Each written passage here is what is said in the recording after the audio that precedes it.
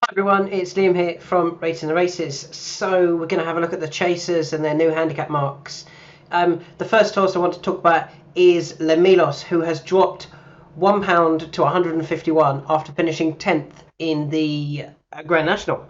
So I thought he ran perfectly satisfactory. I thought he ran a good race.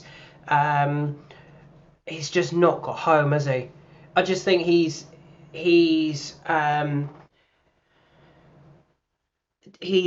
not disappointed, but he's just not got home. The 4 mile two, it stretched him. I think he's gone far enough to suggest that like 3.5 mile is perfectly fine for him. Um, and personally, I think that's where we will see him next season. What we'll see him aimed at. I don't think he'll be aimed at the Grand National again. I think he was probably beaten well enough to suggest that um, he won't stay even next season. So where could they go with him? Well, as you can see back here at Bangor, he won on heavy going. And he won at Exeter on heavy. So that the ground, heavy going isn't an issue for him. So what big race over a trip is often run or sometimes run on soft heavy going? Well, it's the Welsh National, isn't it? Coral Welsh National off his mark of 151. I think that's a perfect target for him. I think if this had been the Grand National had been over 3 mile 5, I think he would have gone very, very close. So the handicapper was kind. He dropped him £1. And yeah, I think the Welsh National is where we'll see Lemilos next. I mean, there's no harm in winning a Beecher Chase, Coral Trophy, Coral Gold Cup, or whatever the Hennessy is now called, and then winning the following season, winning a Welsh National. I mean, two big races. You tried the Grand National, it didn't work. He didn't stay, but you've won two big races. So I hope that's where they go with Lemilos, and he's one that I'll be interested in when he runs in the Welsh National next season. Notice I say when and not if. Second horse I want to talk about is Pay the Piper, who has dropped £1 to 142. As you know, I highlighted him in my analysis, my Aintree review. Said he was very unlucky. He ran against the pace bias. There was very much a bias to be prominent, and he was the only one who really picked up from the back of the field. Now, I think his second behind Calico will actually work out quite well, because I think Calico will be able to win a big handicap, or at least win a handicap soon when he drops back into handicap company. Before that, he'd won at Musselburgh, so there was nothing wrong with his form coming into this, and I think he's still progressive. Just needs a 2 mile race where there probably isn't a bias. Where do I think they'll go? There's this decent handicap at Warwick on May the 24th. It's a 2 mile handicap. It's less likely to be as competitive as what we had at Aintree. I think it'll be more the level of the Musselburgh race or potentially the Doncaster race. But hopefully he just doesn't find a ridiculously well handicapped horse like he did, I think, in Calico. If Pay the Piper does go to Warwick, I'd be very keen on him. I think he would run a really big race for Anne Hamilton at Warwick. She's the type that does keep our horses going. What was the other one? Tommy's Oscar just kept running last season. They didn't just go, okay, that's it now.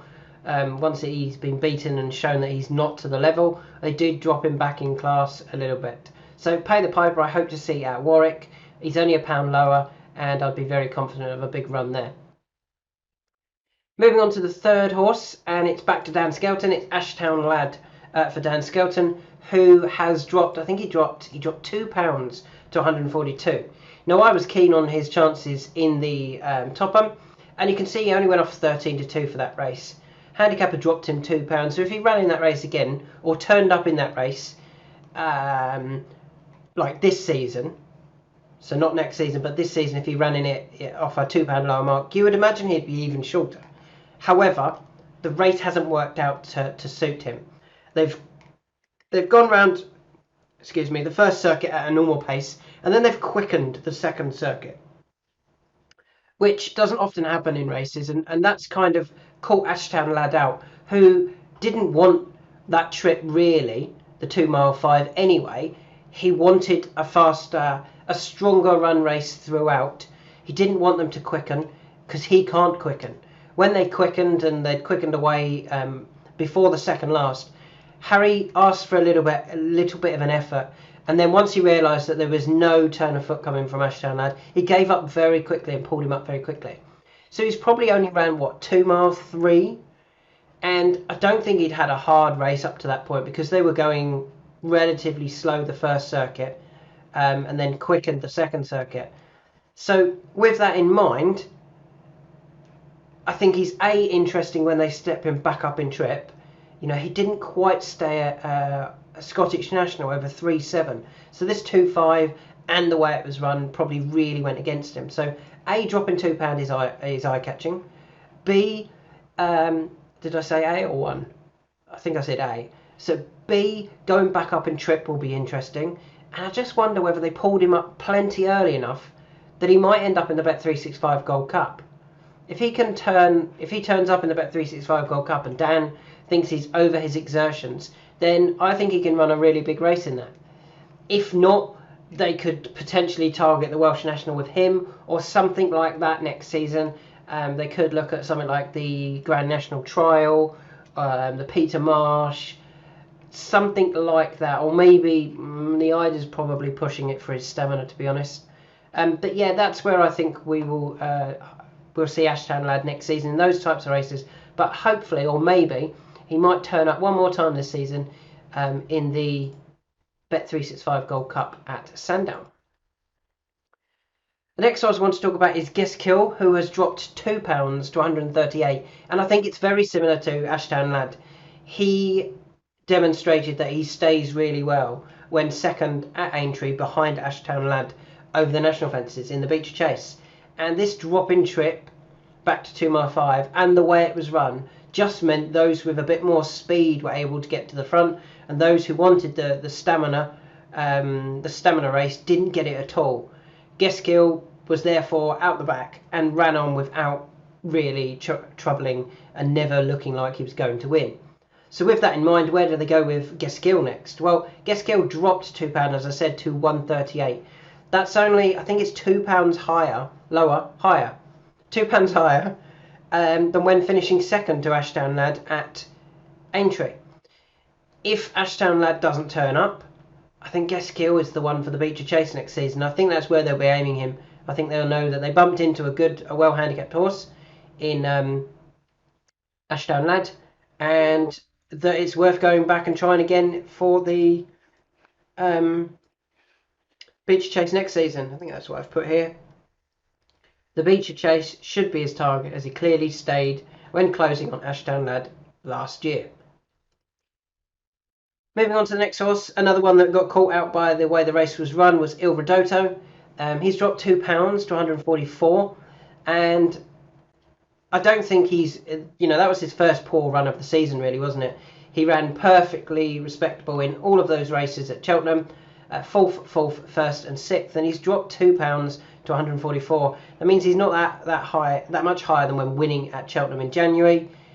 He's only 6, so I still think there's more to come from him. And with that in mind, surely he goes back for all of those races again. If we just have a very quick check on the prize money for those 3.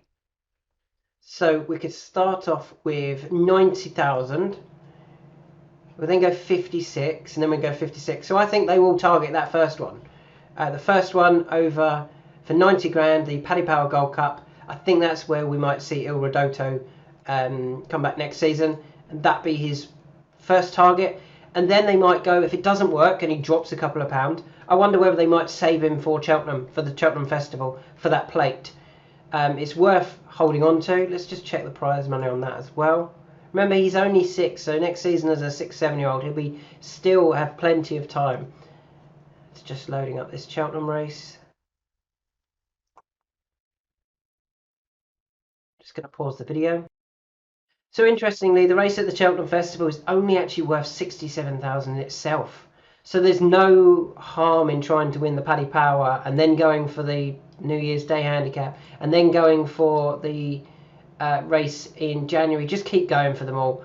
I think he can go in again, and depending on how well he runs in the first couple could determine whether it's the first one he wins or the third one or the fourth one.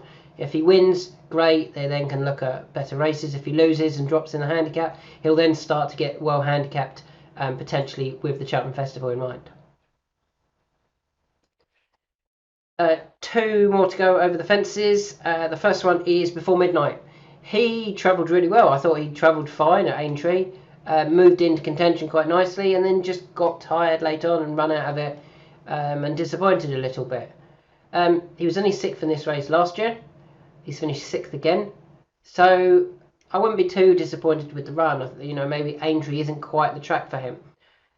The track that is for him, though, is Ascot. And we can see he's finished 1st in November 2021. He then finished 3rd in October 2022 and 3rd in November 2022.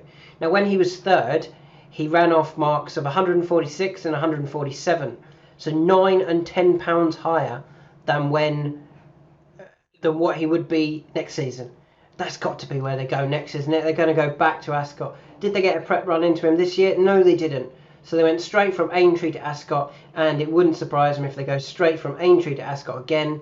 I mean, the races are decent prize money, to be fair to them.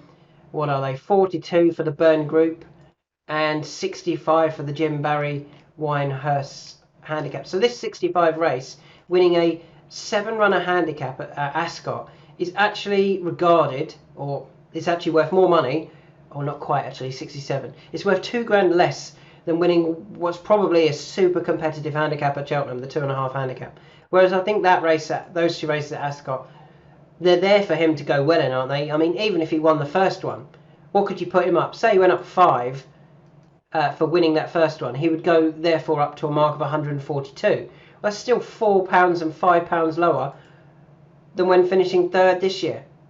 So I think we could see Before Midnight potentially win at least one of those races at Ascot, if not both.